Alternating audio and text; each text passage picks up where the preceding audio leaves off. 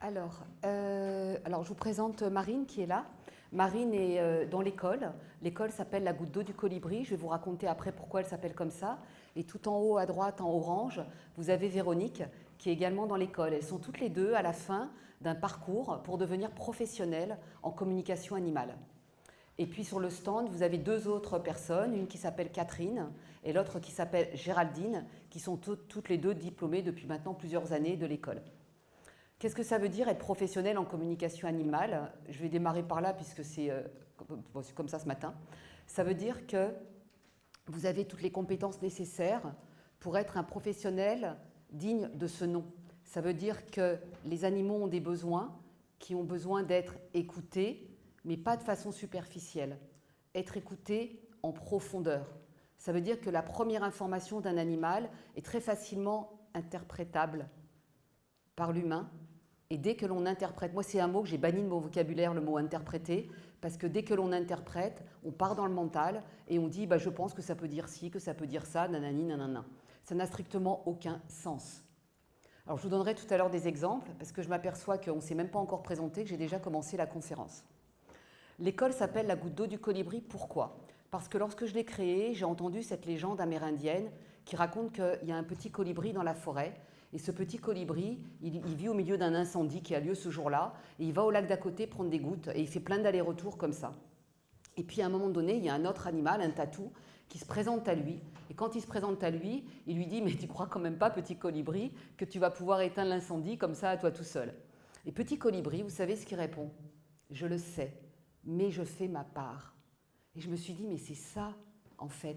Si tous les humains font leur part en écoutant ce que les animaux ont besoin d'exprimer vraiment, sans se baser uniquement sur ce qu'ils voient avec leurs yeux et qu'ils vont interpréter, c'est tout gagné. » Et là, qu'est-ce qui se passe?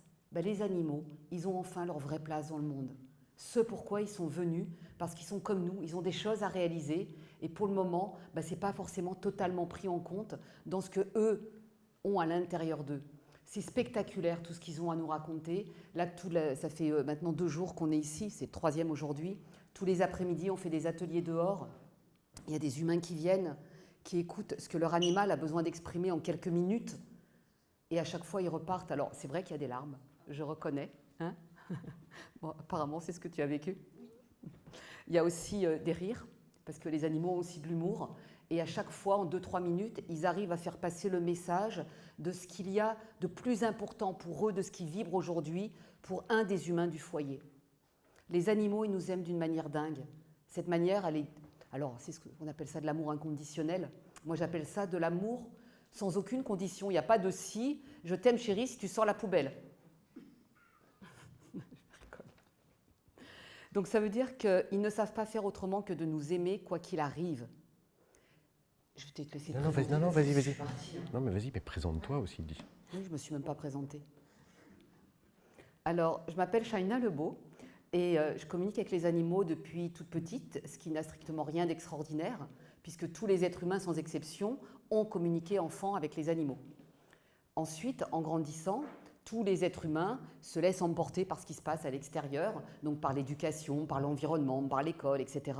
Et coupent, enfin c'est pas couper, c'est débranche la prise télépathie, et puis d'autres prises aussi, au profit d'une partie de notre cerveau, le cerveau gauche, où se situe notre mental. Et l'humain se met à réfléchir, à surréfléchir et à surréfléchir. Ce qui est très intéressant dans certains cas, parce que le mental nous permet des choses, par exemple de fabriquer un ordinateur, de créer un stage pour apprendre à communiquer avec les animaux. Ça nous permet plein de choses, mais c'est aussi un moyen de se couper de l'essentiel que nous enseignent les animaux pour communiquer avec eux. Lors du stage d'initiation, je vais vous apprendre à apprivoiser ce mental. Et petit à petit, ça fonctionne vraiment. Ensuite, en ce qui me concerne, j'ai été élevée un peu partout, en fait, en différents endroits. C'est mon histoire. Et je vivais dans mon endroit préféré, c'est là où il y avait tout plein d'animaux. Il y avait vraiment des lapins, chiens, chats, poules, coqs, poissons. Enfin, c'était génial. Et dans cet endroit, un jour, ils ont voulu fêter mon arrivée. Et en fait, voulant fêter mon arrivée, ils ont pris... Quand j'en parle, enfin, je vous assure, j'avais 8 ans. Hein, donc ça fait très longtemps. J'en ai encore la voix qui tremble. Pour vous dire à quel point... Et pourtant, je travaille beaucoup sur moi. Hein, c'est toujours pas réglé, cette histoire. Et donc j'avais 8 ans, ils ont pris mon coq, qui était considéré par eux comme agressif. Pour moi, c'était mon coq d'amour. Et ils ont voulu le passer à la casserole. Donc forcément, j'ai réagi un peu vivement. Et puis ils m'ont dit, écoute, maintenant ça suffit, tu nous dis que tu communiques avec les lapins, que tu entends ce qu'ils disent, maintenant tais-toi. Ok. Et à 8 ans, j'ai décidé de me taire. Et j'ai plus parlé jusqu'à l'adolescence. Donc j'ai pris ça au premier degré. Et ne parlant plus pendant toutes ces années, j'ai continué à communiquer avec les animaux, à les écouter. Alors ce qui est génial dans l'histoire, c'est que c'est un enseignement qui est extraordinaire, parce qu'en les écoutant, ça m'a permis de développer une autre manière de fonctionner, ce qui me permet aujourd'hui d'enseigner aussi autre chose. Mais je les écoute encore, parce que je suis loin de tout savoir, mais très très loin. Et à chaque fois qu'ils me voient faire un truc, ils me disent « Oh là, attends, là, tu... Ah, Et à chaque fois, je les écoute, mais vraiment, au quotidien. Et puis, plus tard, en continuant à les écouter, à faire des séances chez plein d'humains, ils m'ont dit « Maintenant, c'est important que tu transmettes aux humains comment tu fais. » Ne sachant pas comment je faisais, j'ai pris une année entière, parce que ça m'a fait paniquer quand même ce jour-là, et j'ai ressenti la responsabilité que c'est que de transmettre une telle chose. Et donc, j'ai observé pendant une année comment je faisais, j'ai expérimenté sur des humains, et puis ça a fonctionné. Et je me suis dit, ok, donc maintenant je vais pouvoir le proposer. C'est comme ça qu'il y a plus de 15 ans sont nés les stages d'initiation, où vous apprenez à savoir comment vous, personnellement, vous fonctionnez, comment vous recevez des messages en mode télépathique. Alors d'abord, vous rebranchez la prise, ça fait pas mal, je vous promets, ça fait pas mal. C'est même, vous vous en rendez même pas compte. Vous allez vous en rendre compte à un moment donné quand on va débriefer en petit groupe. Une fois que vous êtes reconnecté, que vous savez comment vous fonctionnez, dès le stage d'initiation, nous allons vous apprendre à traduire fidèlement ce que disent les animaux sans interpréter, vous savez le mot à bannir, là dont je vous parlais tout à l'heure, et également à aller en profondeur. C'est ce que je vous disais tout à l'heure, parce que raconter que vous recevez l'image d'une pizza, d'un animal, et dire à l'humain « tu bouffes trop de pizza », c'est pas une réalité, je ne m'adresse pas à toi, je me dis vachement agréable. Ça n'a strictement aucun sens. Cette image de pizza en demandant à l'animal ce que ça veut dire pendant le temps qu'il faut, le message final, c'est aujourd'hui dans ton travail, tu t'épanouis plus, tu t'ennuies, il est temps que tu en changes et monter un food truck de pizza, ça te correspond complètement et là tu vas t'éclater. Donc tu ne montes pas de food truck, c'est pas pour toi. Donc vous voyez, pour en arriver à ce message final, si on se contente de l'image de pizza du départ, c'est du grand n'importe quoi. Je reviens à vous dans 2 secondes pour vous expliquer comment fonctionne la télépathie, ce que c'est, et je laisse la parole à Florent. Merci. Bonjour à tous. Je suis Florent, donc je suis communicateur animalier aussi professionnel, c'est mon métier et conférencier. Je suis le mari de Shaina et je suis par contre l'archétype de la personne complètement déconnectée. C'est-à-dire que autant elle est restée connectée à la communication animale, moi ce n'était pas du tout mon cas, puisque j'ai été programmé pour faire des études et donc aller jusqu'au bout des études et je suis devenu directeur général dans la finance. Absolument rien à voir avec la communication animale. Tout ça pour vous dire que la communication animale n'est pas un don, elle est accessible à tout le monde, on va vous l'expliquer. Mais simplement pour vous montrer aussi que les animaux sont les miroirs des humains, puisque c'est le thème de la conférence, il y a dans la relation avec l'animal quelque chose qui se passe et qui est profond.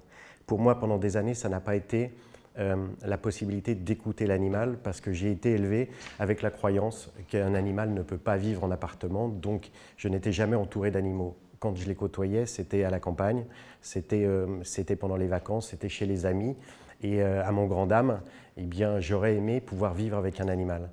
Mais quelque part, probablement, il y avait au fond de moi cette sorte de capacité aussi à pouvoir se dire il y a quelque chose à vivre avec les animaux. Et puis la vie fait que dans une vie professionnelle, on rencontre des difficultés, la santé se dégrade, et puis à un moment, vous vous posez les questions et vous vous dites est-ce que je suis dans mon bon chemin de vie? Et puis, ce qui m'a fait changer de vie, vous le croyez ou non, c'est notre chien. C'est notre chien parce que vous avez beau l'entendre de votre conjoint, de votre épouse, de la famille, comme quoi vous ne pouvez plus continuer comme ça, eh bien, vous ne l'entendez pas. Mais par contre, quand un communicateur animalier qui avait été formé à l'époque par Shaina intervient et dit il raconte ma vie et d'où sont les sources émotionnelles de mon chemin et pourquoi j'en suis arrivé là, eh bien, vous vous posez les questions et vous dites, il se passe quelque chose. Donc, je me suis formé. Je me suis formé à la communication animale, j'ai fait le parcours professionnel et pendant ce cheminement, j'ai compris beaucoup de choses. Alors, j'ai compris beaucoup de choses, mais j'ai compris ça. Parce que tous les jours, on découvre au travers de la communication animale le lien perceptible ou plus imperceptible qu'il existe entre les animaux et entre les humains. Alors on parle des animaux, on parle des humains, mais on pourrait élargir le débat sur les êtres vivants, bien évidemment. Mais l'animal, il a une capacité à pouvoir nous écouter en profondeur et comprendre ce que l'on a véritablement au fond de nous, parce qu'il a accès à nos paroles, à nos pensées et à nos émotions. Il sait tout de nous. Et comme il sait tout de nous, il veut une chose, le bonheur. Le bonheur de nos humains, les humains de compagnie. Nous sommes leurs humains de compagnie et non pas l'inverse. Mais finalement, il nous explique des choses qui sont simples, des choses que l'on a oubliées souvent, et qui fait que nous sommes parfois englués dans le présent terrestre et que nous n'avons plus cette ouverture et cette capacité à pouvoir se dire il y a quelque chose qui nous entoure qui est beaucoup plus important.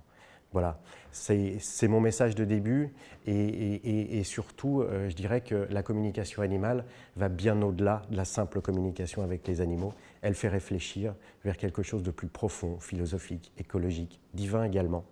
Voilà. Je vais repasser la parole à Shaina parce que je pourrais aussi parler pendant des heures et elle va vous expliquer effectivement comment ça fonctionne. Avant de vous raconter comment ça se passe, je vais vous raconter une anecdote pour illustrer les propos de Florent. Un jour, je communiquais avec un chat. C'est une chanson. Décidément, j'ai vraiment envie de chanter. Hein. C'est une histoire que je raconte tout le temps parce qu'elle est très représentative.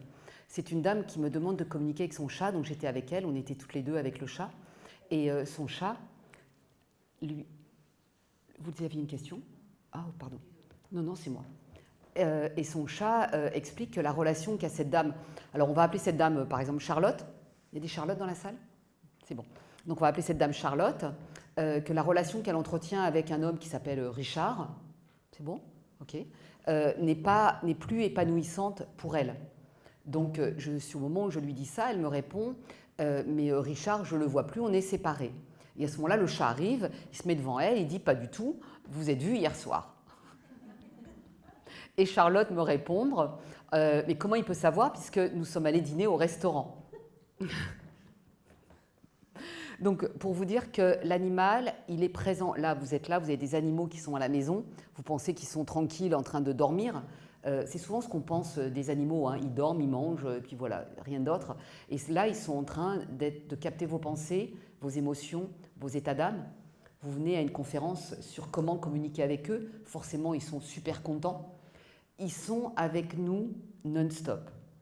Et quand on a des personnes qui arrivent en stage qui me racontent que la veille, leur animal a eu un comportement étonnant, ben forcément, il sait que la personne, le lendemain, elle va venir apprendre à communiquer avec lui autrement. Pour lui, mais c'est la fête.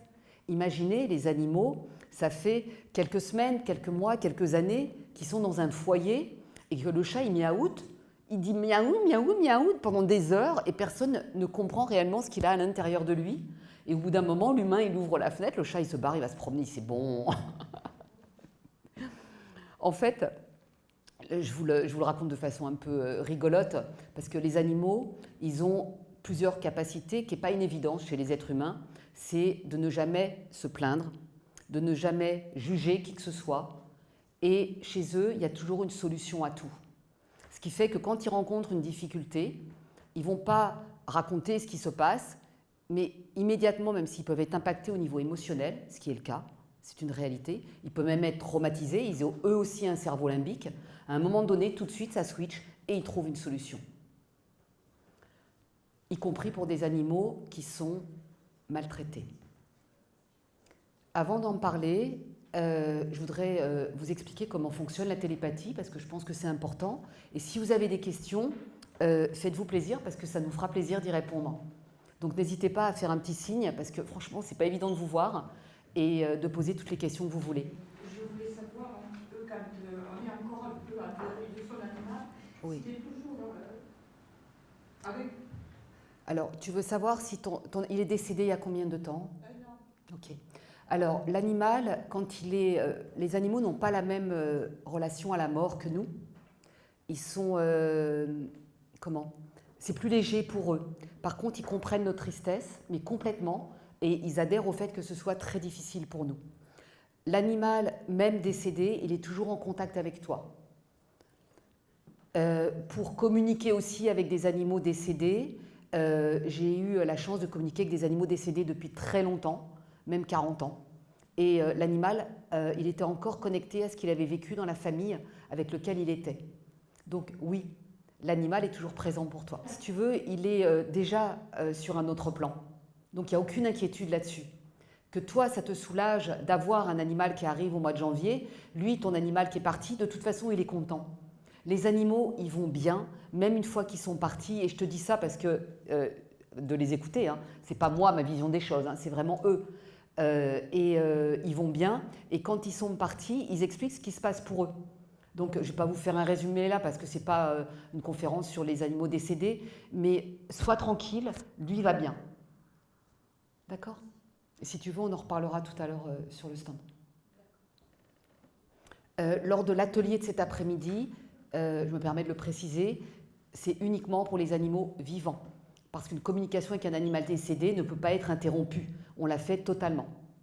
Pendant 1 heure ou 2, une communication avec un animal vivant, ça prend 2-3 heures. Avec un animal décédé, comme on va uniquement l'écouter sans lui poser de questions, parce que c'est eux qui ne souhaitent pas que l'on pose des questions, c'est eux qui abordent des sujets, qui mènent la conversation, et ça va durer à peu près 1 heure, 1 heure et demie, parfois 2 heures, enfin ça dépend. Moi je voulais poser une question. Voilà, en ce moment j'ai mal au pied, et mon chien, il se lèche la patte. Oui. Et moi, j'essaie de lui expliquer qu'il faut qu'il arrête de se lécher la patte pour ne pas se faire du mal. Mais comme je fais pas de la communication animale, je ne peux pas lui transmettre. Alors, comment je dois faire? Alors, merci pour l'exemple. En fait, les animaux, comme ils captent nos pensées, nos émotions, nos états d'âme, ils captent également nos malaises physiques. Et quand nous, on a quelque chose, même une maladie, hein, ils vont la prendre en partie ou en totalité. Donc là, apparemment, vous partagez tous les deux la douleur, puisque lui, il peut aussi avoir une douleur physique, même s'il n'a rien réellement, d'où le grand point d'interrogation parfois des vétérinaires qui n'arrivent pas à régler quoi que ce soit, parce qu'il y a un symptôme, mais le diagnostic n'amène nulle part. Donc les vétérinaires, il y en a pas mal qui nous appellent pour qu'on fasse des séances pour demander à l'animal ce qui se passe. Donc la solution, il n'y en a qu'une. Mais avant de te donner la solution, tu peux lui dire autant que tu veux de ne pas faire ci ou de ne pas faire ça ou de ne pas avoir mal à la patte ou de ne pas se lécher. L'animal, lui, il va te dire de toute façon, tu peux me raconter ce que tu veux. Moi aussi, je fais ce que je veux. Parce que lui, il est là pour t'accompagner et te soulager. Donc ça ne sert à rien de lui dire fais pas ci, fais pas ça. Mais il se fait du mal. Oui, alors je te donne la solution maintenant. Écoutez l'animal pour savoir pourquoi est-ce qu'il fait ça. Nous, on ne va pas lui dire d'arrêter, on va lui demander pourquoi tu te lèches la patte ou, comment c'est ton prénom ? Martine. Ou Martine a une douleur aujourd'hui. Et là, l'animal va nous l'expliquer. Une fois qu'il va nous l'expliquer, il va proposer des choses à mettre en place pour lui et pour toi. Une fois que toi, tu mets en place tout ça, si ce n'est pas un truc si c'est quelque chose de réversible et de pas trop avancé, c'est réglé.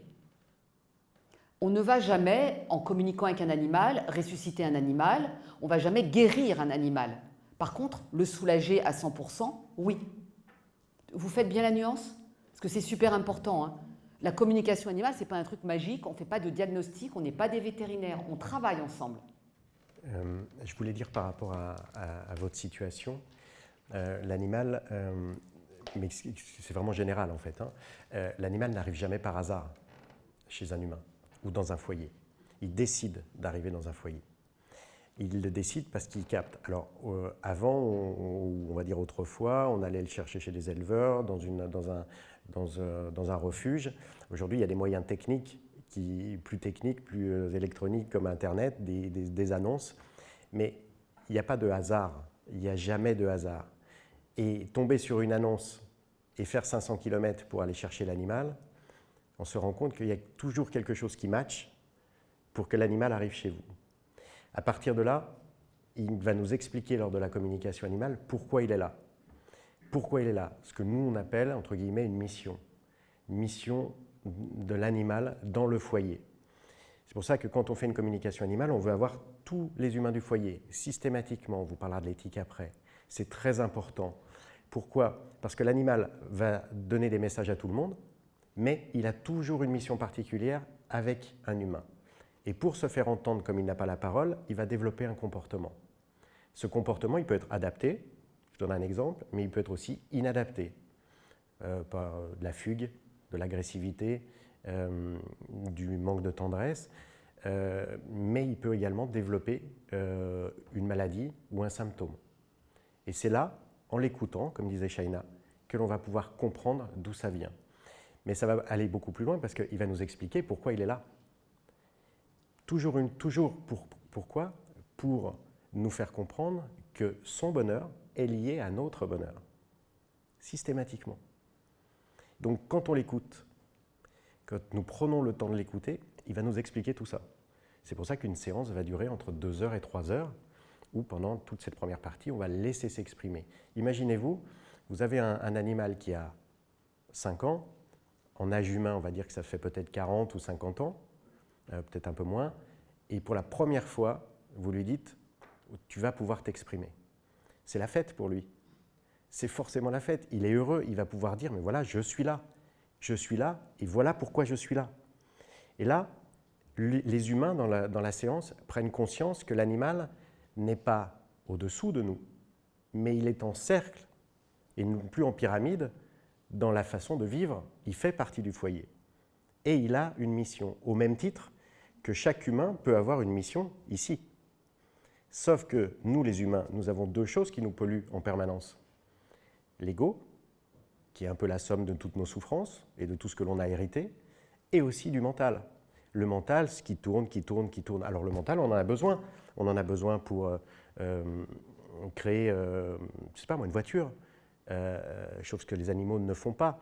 Mais on a aussi le côté mental négatif qui va nous faire poser des centaines de questions à la minute. Voilà. L'animal, lui, c'est très simple. Il n'est pas dissocié. Il n'a pas mentalement quelque chose qui le fait réfléchir et de l'autre côté, son âme qui aspire à autre chose. Donc c'est très clair, il sait pourquoi il est là. Donc en l'écoutant, vous pouvez avoir les réponses et c'est juste un cadeau.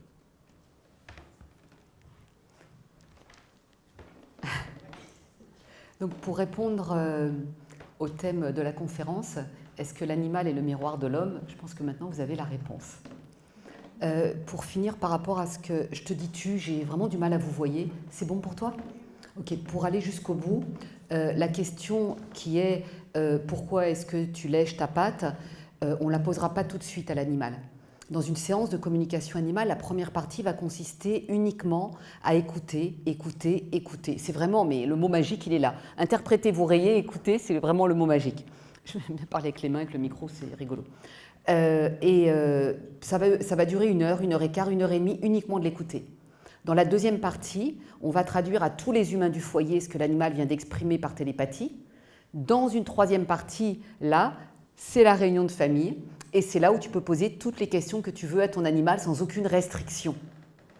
Le but, c'est qu'une fois que la communication et l'échange est terminé, que tout le monde soit soulagé, aussi bien tous les humains du foyer que l'animal. Et ensuite, il y a une 4e partie où là, on va vous envoyer un compte-rendu écrit. Et dans le compte-rendu écrit, on va mettre en évidence, alors vous doutez bien que moi je mets un petit colibri, pour indiquer tous les endroits où il y a quelque chose à mettre en place pour l'animal ou pour l'humain. Une fois que tout ça est bien cadré, là, en mettant en place tout ça, la solution est là. L'animal te dit ce qu'il suggère et ce qu'il te propose, et c'est OK. Et donc, évidemment, ça suggère que tous les humains du foyer soient présents, que tout le monde soit prêt à entendre la profondeur des messages, puisque vous l'avez bien compris que le sujet préféré de nos animaux de compagnie, c'est nous, les humains de compagnie. Donc, ils vont vraiment donner des messages sur nous, sur notre histoire, sur nos besoins. Et ensuite, dans une 3e question qui fait partie du code éthique que j'ai écrit parce que c'est extrêmement important de cadrer les choses pour que ça ne parte pas n'importe comment. Et la 3e question de ce code éthique, c'est est-ce que tous les humains du foyer, vous êtes prêts à mettre en place ce que l'animal va proposer pour lui et pour vous? Si nous n'avons pas un oui aux 3 questions de ce code éthique, la séance n'aura pas lieu. Pourquoi? Parce qu'il est beaucoup plus frustrant pour un animal qu'il ne se passe rien après qu'il se soit exprimé que de ne pas s'exprimer du tout. Alors à chaque fois, s'il y a des questions, s'il y a des questions, évidemment, on va prendre le temps d'expliquer aux humains et répondre à toutes leurs questions. Il ne fait pas chaud dans la salle, hein, on est d'accord? Moi aussi, je ne suis pas chaud. Tu as une question? Oui, j'ai une question. J'ai adopté un chien il y a 4 ans et j'étais pas en capacité d'en prendre soin toute seule. C'était un chien, c'était de la canithérapie pour moi, donc il n'est pas arrivé dans ma vie par hasard, j'en ai pleinement conscience. Il a 2 maisons, il a 2 maîtres. 2 humains pour nous, parce que les maîtres, c'est... Oui, pardon, 2 humains. Ok. Et un papa et une maman même, vous voyez, on en est là, nous. Oui. Et du coup, on s'entend très très bien, il a 2 maisons, c'est même grâce à lui que j'ai ce chien. Est-ce que du coup, si on voulait faire ce travail, le fait qu'on soit séparés, qu'il ait 2 maisons, un papa et une maman séparés, ça peut coller? Oui, il faut que vous soyez tous les 2 présents. Okay. Voilà. En fait, même si vous êtes... Alors, c'est vrai que c'est un cas particulier, mais tous les humains du foyer doivent être présents. Et là, comme vous êtes en garde alternée, hein, on peut dire ça comme ça veut dire que les 2 foyers, finalement, c'est comme des enfants qui sont en garde alternée. Ils ont 2 foyers et ils font partie intégrante de chaque foyer. Ils nous aiment vraiment tous les 2. C'est clair, bien sûr. Donc oui, il faudrait que les 2 humains soient présents.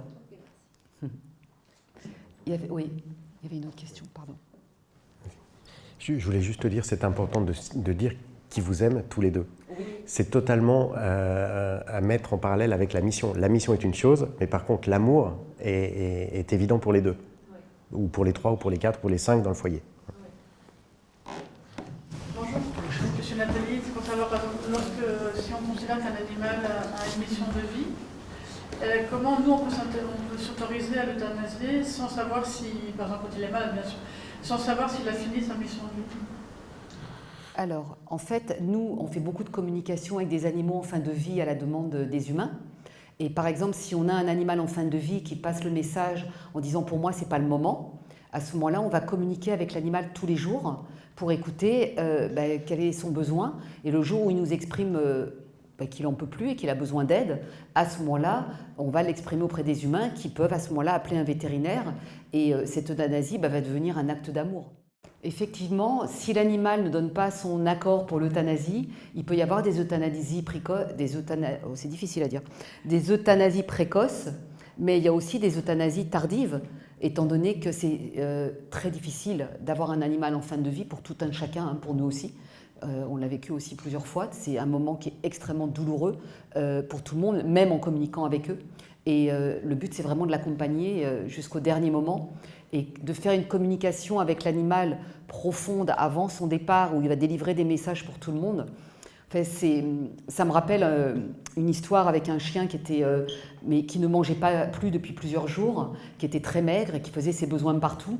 Et je suis allée chez cette famille et donc on s'est tous assis par terre autour du chien.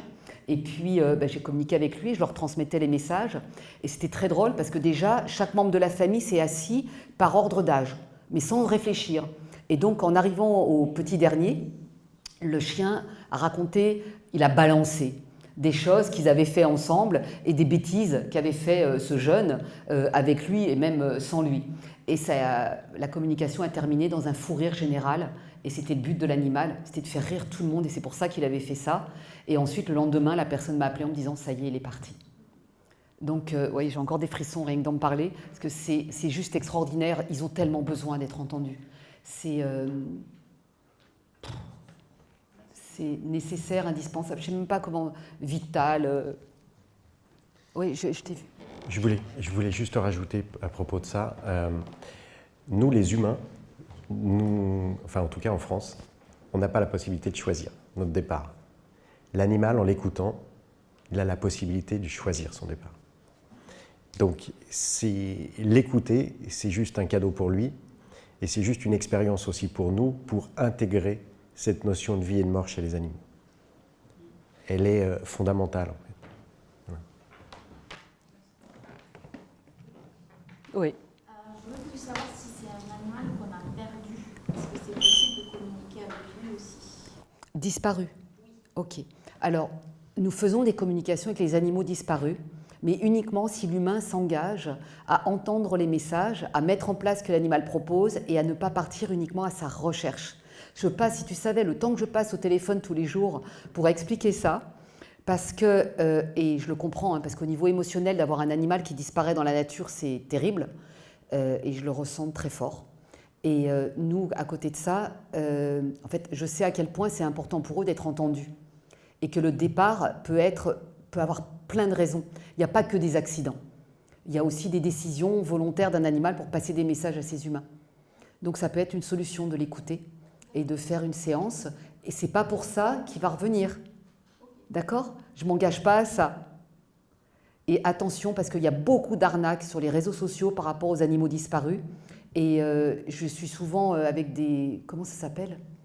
Des personnes qui usurpent mon identité, qui créent des sites avec ma photo, mon image, enfin plein de trucs, et qui disent et qui communiquent avec des gens pour des animaux disparus, qui leur demandent 50, et puis encore 50, et puis encore 50 €, et qui bien sûr ne retrouvent jamais l'animal. En fait, quand on communique avec un animal, il va nous montrer l'environnement où il est, donc il peut nous montrer un arbre avec une flaque d'eau, mais il ne va pas nous donner le code GPS de cet arbre et de cette flaque d'eau. Et puis 2 secondes après, il va être ailleurs. Donc ça n'a strictement aucun sens de faire croire qu'on peut retrouver un animal de cette manière-là. Mais ça ne veut pas dire que ce n'est pas possible. Tu vois, c'est... Oui. Après, je veux bien aussi une explication sur comment ça fonctionne. Bah oui, je vais y venir. Une dernière question. C'est important du coup que ce soit toujours pour le bien-être de l'animal, parce que par exemple, quelqu'un qui s'est fait cambrioler, son animal était présent, et la personne souhaite savoir ce qui s'est passé à travers son animal. En termes d'éthique, c'est assez délicat. C'est toi qui as été cambriolé ? Non, c'est quelqu'un qui m'a posé cette question. Alors, en fait, l'animal, il va toujours parler des événements, y compris de son passé, uniquement si ça apporte quelque chose dans le moment présent. Donc, si ce cambriolage d'en parler et d'expliquer ce qui s'est passé, c'est important pour les humains du foyer, l'animal va l'expliquer. Mais par contre, parce que moi, j'ai pas envie d'avoir la police qui vienne me demander de communiquer avec des animaux pour les aider dans des enquêtes. Pour moi, c'est hors de question. Par rapport à mon c'est déjà arrivé, hein, mais par rapport à mon éthique vis-à-vis des animaux et de ce que souhaitent les animaux, c'est un non-sens. Donc, nous ne sommes pas là pour sauver la terre entière, on est là pour agir lorsqu'il y a quelque chose à faire et qui est déterminant pour un animal. Donc là, en l'occurrence, j'ai du mal à te répondre parce que j'en sais rien tant que j'en sais pas plus. Par l'animal, hein, pas par l'humain. C'est pour ça que cette première partie dans une séance où on ne fait que écouter ce que l'animal a besoin d'exprimer est si importante pour l'animal, mais aussi pour les humains. Et c'est ce que, je répète, hein, mais c'est ce que, venez voir l'atelier tout à l'heure à 14h30, c'est ce qu'on va faire. Et vous allez voir les messages. Enfin, c'est toujours étonnant. En fait, les animaux n'ont pas ce mental, donc ils ne se posent pas les mêmes questions que nous. Donc ils sont sur autre chose. Et c'est pour ça que c'est aussi riche aussi. Ça ne veut pas dire que le langage humain n'est pas riche. Hein. On pourrait discuter pendant des heures. Hein. Du coup, à 14h30, il y aura un animal ?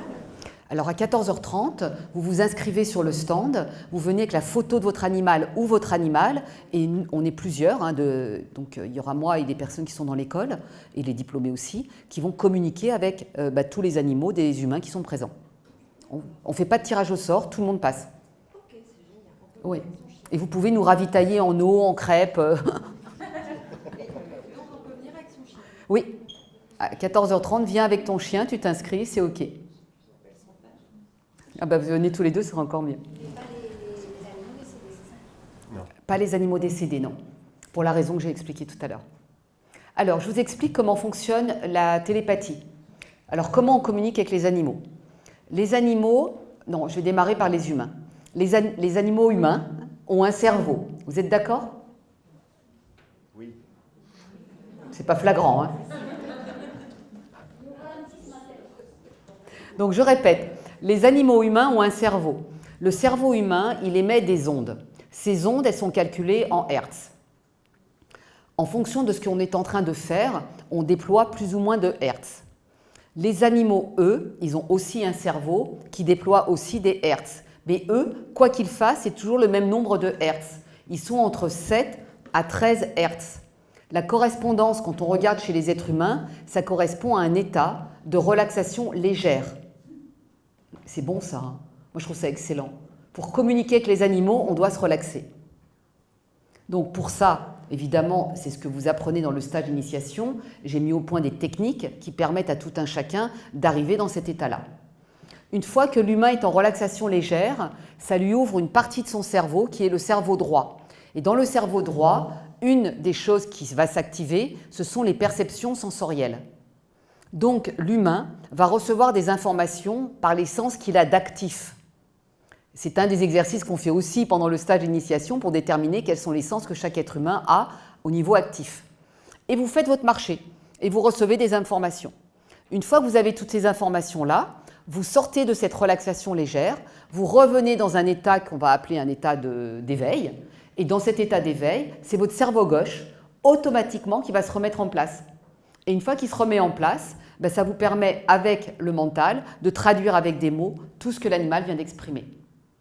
Donc ça se passe par transmission de pensée. Et la transmission de pensée, tout le monde en fait tout le temps, tous les jours. Vous décrochez votre téléphone, vous faites « allô, j'allais t'appeler », c'est de la télépathie. Ensuite, au bout d'un moment, à force de pratiquer, vous allez avoir... alors, ce sont mes mots, ce n'est pas vraiment ce qui se passe réellement. Mais je vous l'explique de cette manière-là. Votre cerveau va s'assouplir. Vous n'allez pas devenir un chamallow et physiquement, il sera toujours pareil. Et une fois qu'il s'assouplit, vous allez recevoir les informations de l'animal. C'est ce que vous allez voir cet après-midi quand on va communiquer avec les animaux. Et automatiquement, vous allez avoir la traduction sans passer par cette espèce de rébus qui passe par les perceptions sensorielles pour en arriver à être traduit avec des mots. C'est juste ça. Vous avez des questions là-dessus? Oui? Est-ce que vous est arrivé, en fait, avec l'accord de la famille, de faire une communication, mais que l'animal était réfractaire, et c'est oui, pourquoi? Alors, tu parles super vite. Attends, qui était réfractaire, l'animal ou la famille? L'animal, il n'est jamais réfractaire, il est toujours content. L'animal, lui, tu sais, quand on va par exemple chez quelqu'un à domicile, allez, 9 fois sur 10, les humains nous racontent que même si on a un rendez-vous à 18h, depuis le matin, le chien est derrière la porte, il nous attend.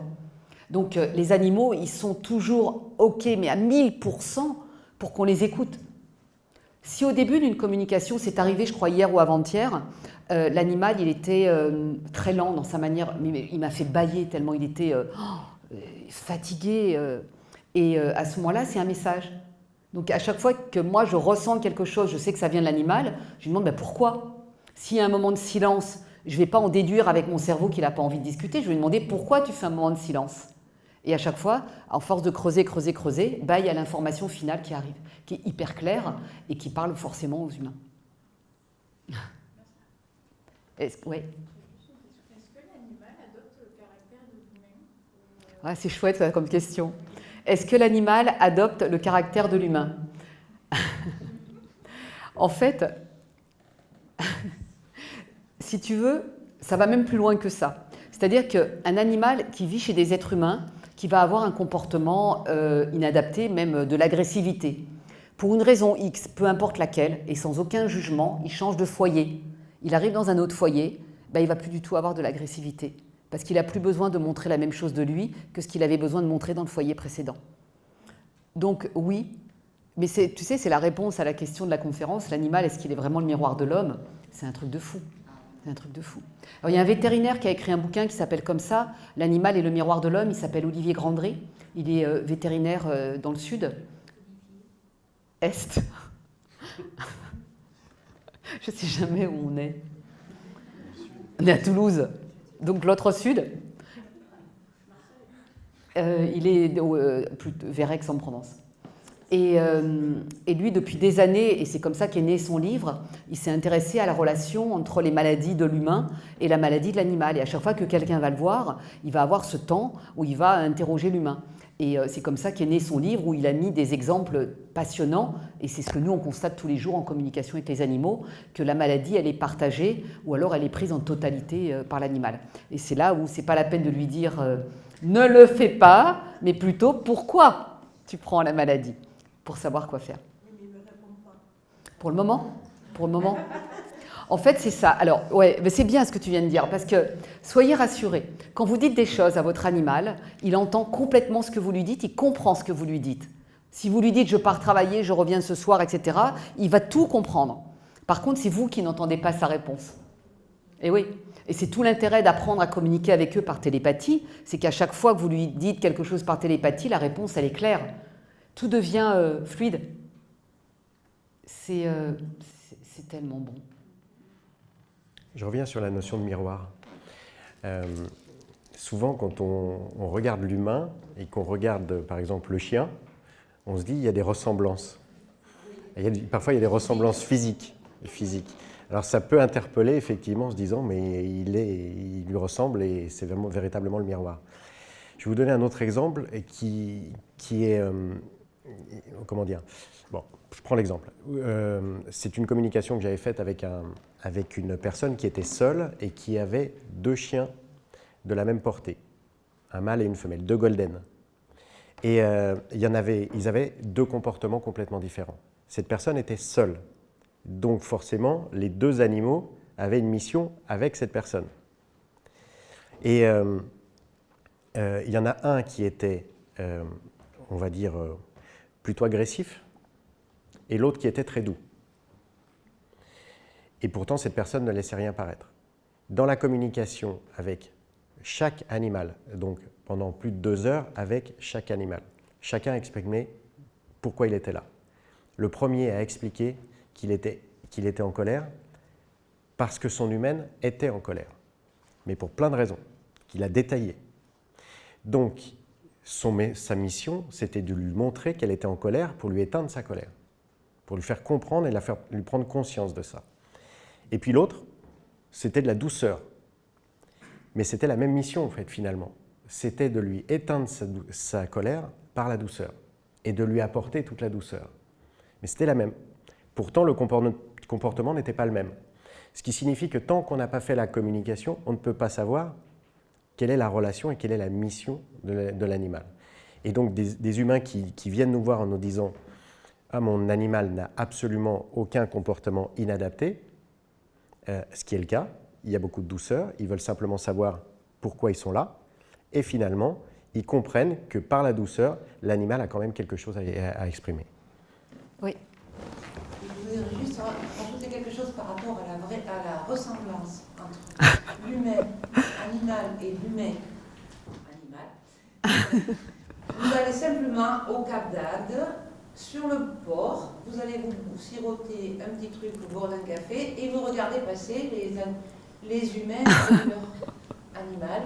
Et là, vous allez être effaré. Moi, c'est là que j'ai vu la ressemblance physique avec l'humain. Mais on n'est pas obligé d'aller au Cap d'Agde pour ça, on est d'accord? Je ne sais pas qui c'est qui choisit qui. En fait, si c'est l'animal qui choisit son humain aussi, voilà, je ne sais pas. Mais moi, ce jour-là, j'ai été scotché. Voilà. Alors, par rapport à ça, alors, il y a 2 choses. Déjà, il y a une anecdote rigolote, parce que ça m'est arrivé que l'animal dise « Regarde, on est coiffé pareil ». Donc, et effectivement, alors, c'était pas, c'est super drôle. Donc ça arrive régulièrement. Ensuite, qui choisit qui? En fait, l'animal qui a quelque chose à réaliser avec un être humain, il est prêt à tout pour le faire. Donc ça veut dire qu'il est prêt même à se faire adopter par quelqu'un d'autre pour pouvoir arriver là où il doit être arrivé en développant un comportement inadapté, en faisant peu importe le chemin, il va être là où il doit être. Il y a des personnes qui font des centaines de kilomètres pour aller chercher un Yorkshire qu'ils ont choisi sur Internet. En arrivant pour choisir ce Yorkshire, ils repartent avec un Doberman. Pourquoi? Parce que c'est irrésistible. La rencontre humain-animal, quand il y a cette fameuse mission, le mot mission, il n'est pas, je ne sais pas comment le dire, mais il n'a pas de connotation autre que celui que l'animal a vraiment besoin d'être avec cet être. Vous avez compris? Merci. Pour réaliser ce pourquoi il est là. Alors, ça ne veut pas dire qu'il n'y aura pas de Yorkshire dans la famille.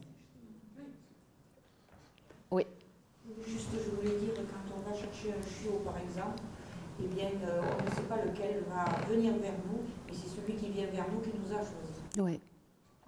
Tu sais, les chiots, ils peuvent... alors, un chiot, c'est un bébé. Il peut communiquer avec nous de la même manière que s'il avait 15 ans. Quand il arrive dans le foyer, et il n'est pas question de communiquer avec lui avant qu'il arrive dans le foyer, C'est pas pour le choisir, c'est pour échanger avec lui. L'animal, il va nous raconter des choses aussi profondes et aussi importantes que s'il était plus âgé. Et ça me rappelle une communication que j'avais faite avec un chiot qui avait 3 mois, qui venait d'arriver chez la dame. Le chiot avait un rein en moins et l'humaine avait une grave maladie au rein.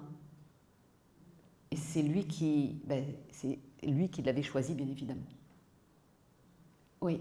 Et un animal qui est dans un foyer avec plusieurs humains, il peut avoir une mission avec chaque humain. Non. Ah non, non, non, là, il serait débordé. Non, non, ils sont très forts, mais il y a des limites quand même. Alors, la question, elle est, est-ce que l'animal, s'il y a plusieurs foyers... attends, je remets ma tête. S'il y a plusieurs humains dans le foyer, est-ce qu'il a une mission avec chaque humain du foyer? Donc non, il va être vraiment en mission avec un des humains du foyer. Par contre, et c'est super important, il va aimer tout le monde de la même manière. D'accord?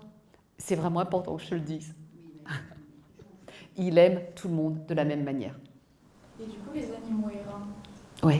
est-ce qu'ils ont une mission Alors, un animal errant, ça ne veut pas dire qu'il n'a pas de foyer, parce que tu peux le voir et penser qu'il est errant, et en fait, il vit chez quelqu'un.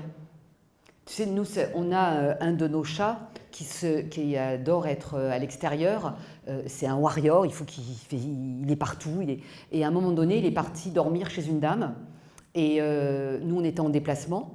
Et la dame nous a appelés par le biais du vétérinaire en disant, parce qu'elle a eu nos coordonnées, vous avez abandonné votre chat. Et non, pas du tout. C'est pas du tout un chat errant, c'est qu'il a un territoire qui est très large et il va se balader. Et puis s'il est fatigué, il dort là où il est et il revient le lendemain.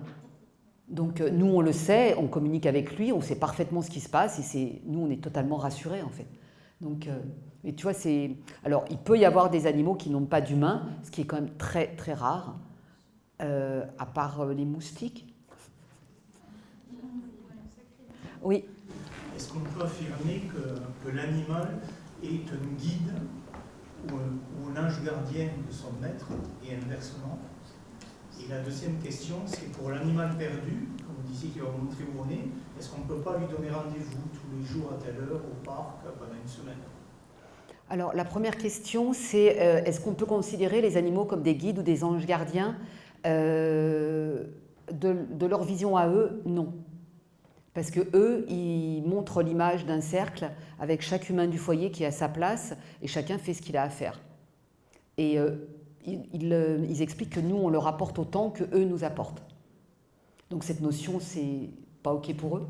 Et la deuxième question, pour un animal perdu, il y a différentes techniques qui peuvent être utilisées, mais encore faut-il que l'animal ait envie et que ce soit OK pour lui. Et à ce moment-là, oui, tu peux utiliser ce type de technique. Comme je le disais tout à l'heure, l'animal qui est perdu ou disparu, si tu veux, un animal vraiment perdu, ça reste quelque chose de très rare. Parce que quand l'animal s'en va, il marque son passage et il peut revenir par le même passage. Et alors après, si c'est des gens qui sont en vacances sur une aire d'autoroute, ça arrive aussi ce genre de choses, c'est plus difficile pour eux puisque la voiture, par définition, elle va repartir. Donc c'est vraiment très aléatoire. Le seul moyen, c'est de les écouter. Hein. C'est eux qui détiennent la vraie réponse, c'est pas moi. Est-ce qu'un animal, après, qui est maltraité, choisit cette vie-là? Alors ça, c'est une question qui m'a beaucoup bousculée pendant longtemps. Donc je me suis dit, pour avoir une vraie réponse, je vais en parler avec des associations de protection animale avec lesquelles j'ai travaillé. Et on a mis en place une sorte d'observatoire ensemble. Et on s'est rendu compte que quand eux vont chercher un animal trop tôt dans un foyer, parce que l'animal n'a pas terminé ce pourquoi il est là, en fait ils veulent à tout prix le sauver, l'animal va tout faire pour s'échapper et retourner de là où il vient. Et effectivement, c'est parce qu'il a quelque chose à réaliser dans cet état qui est difficile à vivre. C'est très difficile à entendre ce que je dis aussi, j'en suis consciente. Hein. Mais voilà la vie des animaux, en tout cas. Je ne me contente jamais d'une seule expérience. À chaque fois, je vérifie tout pour être sûre qu'il y a plusieurs animaux qui vont me donner le même message pour ne pas vous raconter n'importe quoi. Donc voilà leur réponse. Juste rajouter sur ce sujet, pardon. Effectivement, si l'humain intervient trop tôt par décision de l'humain, parce que ça touche à son émotionnel et que c'est insupportable pour l'humain, on peut se retrouver dans la situation d'interruption de la mission. Et là, c'est effectivement dommage. Même nous qui avons l'habitude de nous répéter ça, je n'interviens pas parce que j'entends, parce qu'il y a un animal qui est fracassé. Quand on se trouve confronté à ça, on est forcément touché dans notre émotion. Et le réflexe, c'est de se dire, hop, j'observe et je vois ce qui se passe. Parce que l'animal, il a véritablement besoin d'aller au bout. Et avec les études que nous avons faites, on se rend compte que l'animal, au travers de toutes les séances qui ont pu être le cas, c'est que l'animal, il est dans une mission, entre guillemets, d'ouverture de conscience. Et on se rend compte aussi que parfois ça marche. Donc si on l'interrompt, et bien forcément on le coupe dans son chemin de vie. Par contre, quand il n'en peut plus, il va émettre des signaux télépathiques qui vont faire que le voisin ou la voisine intervient, appelle la gendarmerie ou une association de protection. Il faut savoir quand même, c'est rare. Ouais, c'est ça. Et oui, toujours en l'écoutant. C'est très subtil. C'est très subtil. Mais en fait, une fois que tu communiques avec les animaux, ça devient tellement naturel que tu le ressens instantanément. Et ça fait souvent rire Florent, parce que quand on est dans une situation comme ça dans la rue, moi, ma première réaction quand je vois un animal maltraité, tu sais, ça me touche émotionnellement et moi, je la retiens. Et là, tout de suite, je me réaligne tout de suite et je dis « Ok, non, voilà, c'est bon. » Ça prend quelques secondes, mais évidemment que la première réaction, elle est vive, bien évidemment. Je crois que c'est l'heure, il va falloir faire le tirage au sort. Vous savez ce qu'on va faire, comme je sais que vous avez d'autres questions. Y a Marine là qui ramasse les... Si vous avez d'autres questions, venez sur le stand et puis on partage un moment ensemble. Et puis à l'atelier tout à l'heure, on est là jusqu'à ce soir. Et puis après, il y a un téléphone, vous avez mon numéro sur le stand aussi. Enfin, je réponds très facilement au téléphone.